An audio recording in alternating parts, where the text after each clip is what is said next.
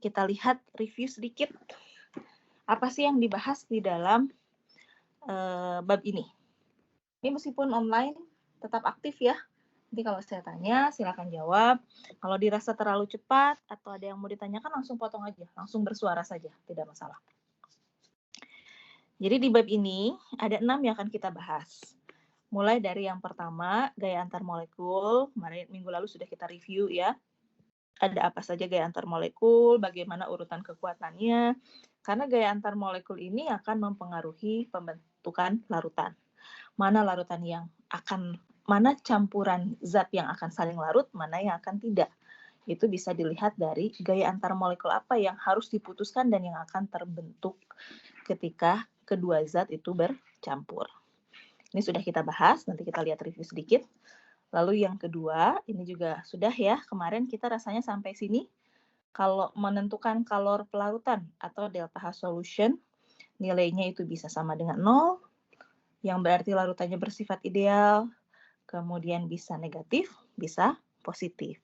Nah, yang bagaimana yang bisa menghasilkan ketiga delta H solution tersebut, ini harus bisa kita jelaskan, dilihat dari gaya antar molekulnya. Lalu yang ketiga, hari ini kita akan masuk pada ada istilah kelarutan. Kita harus paham dulu apa sih definisi dari nilai kelarutan tersebut. Kemudian bagaimana pengaruh temperatur terhadap kelarutan berbagai zat terlarut, terhadap kelarutan gas, terhadap kelarutan zat padat. Nah, kalau temperatur kita naikkan atau kita turunkan, apakah dia semakin larut atau semakin kurang larut? Kita harus bisa menjelaskan hal tersebut. Lalu yang keempat, ada hukum Henry, ini terkait dengan kelarutan gas dalam cairan.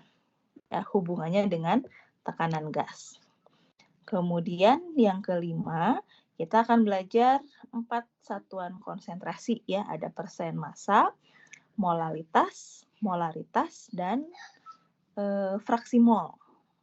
Kemudian bagaimana mengkonversinya dari satu satuan konsentrasi ke satuan konsentrasi yang lain.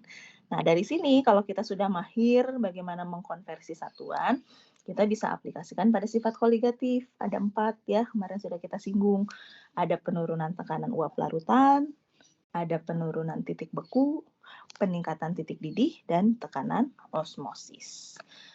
Ya, nanti biasakan ketika satu bab sudah selesai, balik lagi coba baca outline-nya.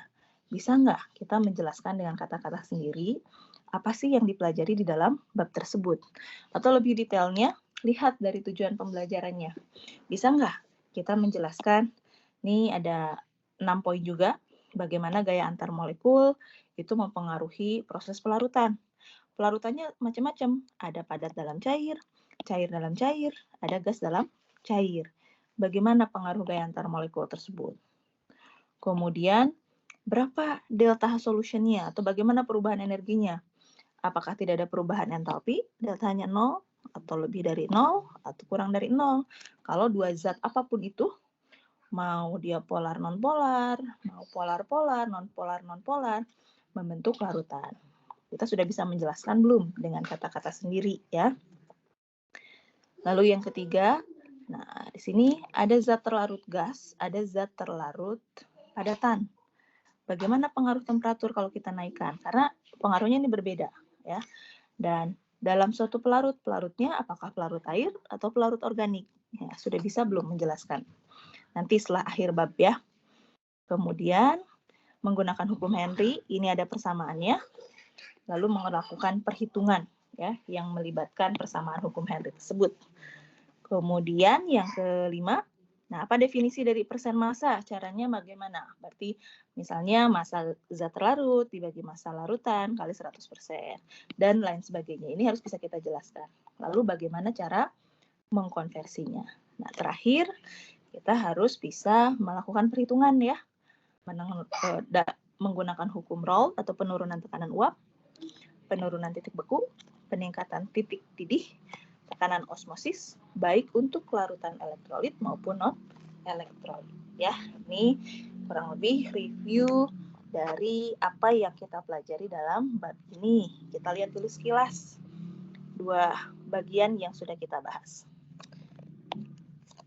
kita sudah mempelajari. Nanti kalau terlalu cepat atau ada yang mau tanyakan, silahkan bersuara saja ya. Sampaikan. Larutan itu, kata kuncinya adalah campuran yang homogen. Terdiri dari pelarut, ya. Pelarut itu berarti yang komponennya lebih banyak, dan zat terlarut. Zat terlarut itu yang komponennya lebih sedikit. Itu definisi dari larutan. Nah, kita harus bisa menjawab ini. Mengapa larutan itu bisa terbentuk? Kenapa dua zat ini bisa saling larut? Atau misalnya ada dua zat lain, contohnya di sini ada air, benzen, kenapa dia tidak saling larut? Air, aseton, kenapa dia bisa larut? Ya, atau nanti di kuis, di ujian, pasti pertanyaan yang lain. Kalian harus bisa menjelaskan kenapa yang ini larut, kenapa yang itu tidak larut. Nah, kira-kira ada yang mau menjelaskan kembali, singkat saja kemarin reviewnya. Apa yang menyebabkan larutan itu terbentuk? Ada dua kan ya? Masih ingat apa? Jangan malu, kalau salah pun nggak masalah, nggak apa-apa. Ini kita mereview kembali ya. Ibu, saya mau jawab. Ya, silakan. Karena adanya peningkatan ketidakteraturan atau entropi, terus juga karena adanya tendensi ke arah yang lebih rendah atau penurunan entalpi. Iya, betul, Akila. Jadi yang pertama, peningkatan entropi itu pasti ya. Kalau larutan itu pasti mau dari gas ke gas, cair dalam cair, kemudian padat dalam cair, itu pasti ada peningkatan ketidakteraturan atau peningkatan entropi yang nanti akan kita bahas lagi di bab termodinamika. Nah, lalu yang kedua, gaya dorong ini tidak berlaku untuk semuanya, yaitu kecenderungan ke arah energi yang lebih rendah. Ini hanya terjadi kalau, ya, contohnya ini tadi dalam air aseton ya. Ini kaitannya dengan gaya antar molekul. Jadi tuntutannya kalian harus bisa mengidentifikasi terlebih dahulu mana molekul polar, mana molekul non-polar. Jadi kepolaran larutan itu harus diasah ya. Jadi jangan dilupakan materi semester 1. Lalu kita bandingkan pada saat zat terlarut dengan zat terlarut, di sini aseton dengan aseton.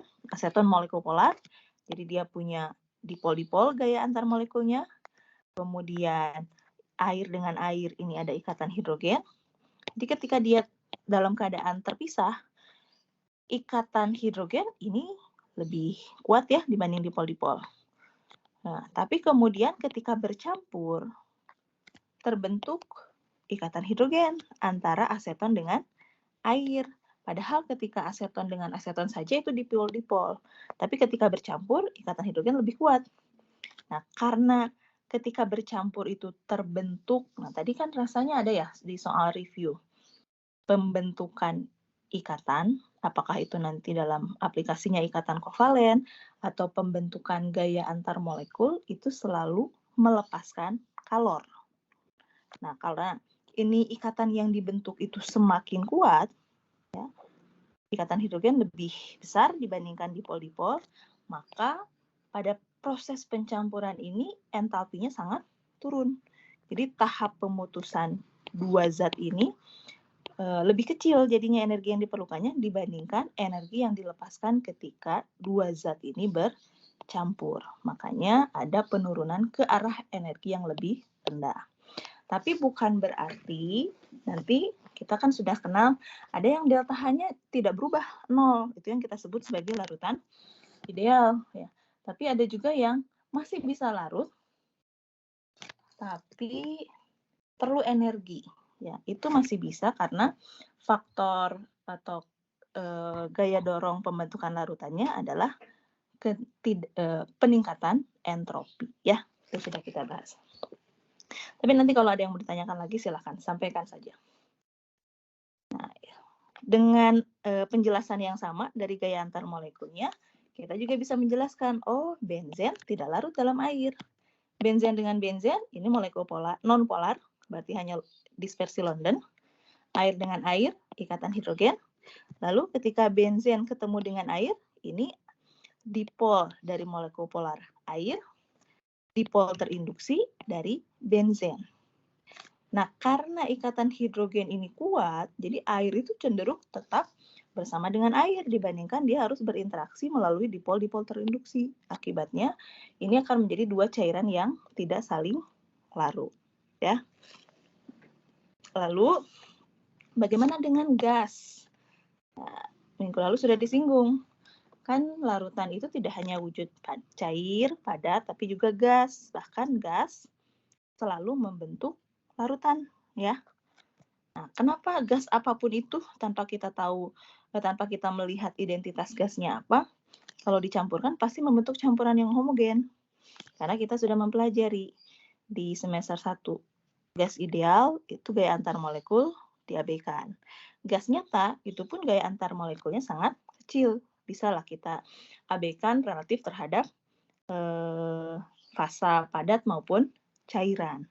Jadi di sini gaya antar molekul bukan menjadi penghalang dia tercampur secara homogen. Jadi apapun itu gasnya kalau kita campurkan pasti akan membentuk larutan. Ya, ini penjelasan bagian yang pertama, harus bisa menjelaskan bagaimana sih proses pelarutan tersebut. Kemudian ada satu aturan yang bisa kita pakai. Jadi nanti kita bisa tempatkan aturan yang dipakai itu apakah like dissolves like, yang bunyinya di sini kalau ada zat terlarut dan juga pelarut yang memiliki kepolaran yang mirip, artinya polar akan cenderung larut dalam polar, non-polar akan cenderung larut dalam non-polar. Ini akan membentuk larutan. Jadi ada hal-hal yang bisa dijelaskan dengan aturan ini, ada yang bisa dijelaskan dari karena kedua zat tersebut bisa membentuk gaya antar molekul yang lebih kuat dibandingkan ketika dia tidak bersama-sama. Ya, jadi nanti aplikasinya tergantung dari zatnya apa. Contoh, rasanya kemarin sudah disinggung CO2 dalam etanol. Gas CO2 itu kan non-polar, etanol polar. Kita nggak bisa menjelaskan dari ini kan ya, karena ini menyatakan bahwa polar cenderung larut dalam polar, non-polar cenderung larut dalam non-polar. Tapi kenapa CO2 yang non-polar larut dalam etanol yang polar? Kemarin penjelasannya karena CO2 itu kan punya atom oksigen yang sangat elektronegatif. Kemudian dalam etanol ada hidrogen yang terikat dengan atom oksigen yang sangat elektronegatif. Nah, ketika keduanya bercampur, itu terbentuk ikatan hidrogen yang sangat kuat. Akibatnya, meskipun kepolarannya berbeda, tapi karena terbentuk gaya antar molekul yang kuat, akibatnya CO2 bisa larut dalam etanol. Ya, jadi ada dua hal yang bisa kita pakai, tergantung zatnya apa. Jadi kesimpulannya di sini, tadi kan ada cair dalam cair. Kemudian sekarang kalau gas dalam cair, nanti terakhir ya. Lalu yang kedua, padat dalam cair. Ini bisa kita pakai ini, like dissolves like. Kalau zat padatnya polar dan juga senyawa ion, itu bisa larut dalam pelarut polar. Kalau zat padatnya non-polar, itu bisa larut dalam pelarut non-polar. Ya. Itu berdasarkan like dissolves like.